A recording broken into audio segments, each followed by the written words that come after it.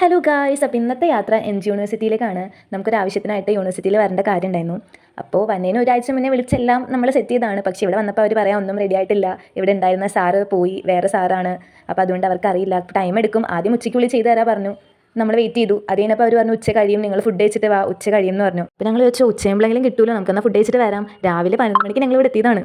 അങ്ങനെ പുറത്തേക്ക് ഇറങ്ങുമ്പോഴാണ് ഞങ്ങൾ ആ കാഴ്ച കണ്ടത്. എനിക്ക് ഈ ഒരു കാഴ്ച കണ്ടിട്ട് എനിക്ക് സങ്കടം, എൻ്റെ നെഞ്ച് പൊട്ടിപ്പോയി. കാരണം നമ്മൾ കഷ്ടപ്പെട്ട് 3ഉം 4ഉം ബുക്ക്ലെറ്റൊക്കെ എടുത്ത് എഴുതണം. ഇവരെന്തിനാണ് കൊണ്ടുപോകണമെന്ന് എനിക്കറിയില്ല. ഇത് കത്തിക്കാനാണോ തൂക്കി വിൽക്കാനാണോ എന്നറിയില്ല. ഞങ്ങൾ ഫുഡ് കഴിക്കാൻ പോയത് ആദാമിൻ്റെ ചായക്കടയിലാണ്. ഇവിടുന്ന് ഞങ്ങൾ ഒരു ബിരിയാണിയും അതുപോലെ തന്നെ അൽഫാമും ചിക്കൻ ഫ്രൈ പിന്നെ ചിക്കൻ ലോലിപോപ്പ് ഇതൊക്കെയാണ് ഓർഡർ ചെയ്തിട്ടുണ്ടായിരുന്നത്.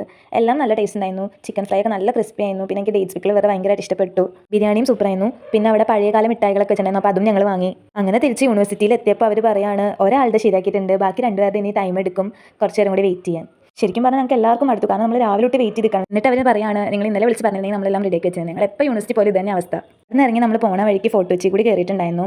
ക്രിസ്മസ് ഒക്കെ അല്ലേ, അപ്പോൾ നമ്മൾ റീൽസ് ഒക്കെ കണ്ടിട്ട് ഫോട്ടോസ് ഒക്കെ എടുക്കാൻ വേണ്ടിയിട്ട് പോയതാണ്. പക്ഷേ അവിടെ അത്യാവശ്യം നല്ല തിരക്കുണ്ടായിരുന്നു. ക്രിസ്മസ് ആയിട്ടില്ല, ക്രിസ്മസിന് ഒരാഴ്ച മുന്നേ, എന്നിട്ട് വരെ നല്ല തിരക്കുണ്ടായിരുന്നു. അവിടെ കുറച്ച് നേരം ടൈമൊക്കെ സ്പെൻഡ് ചെയ്തെല്ലാം ചുറ്റിക്കണ്ട് ഫുഡും കഴിച്ച് നമ്മൾ വീട്ടിലേക്ക് പോയി.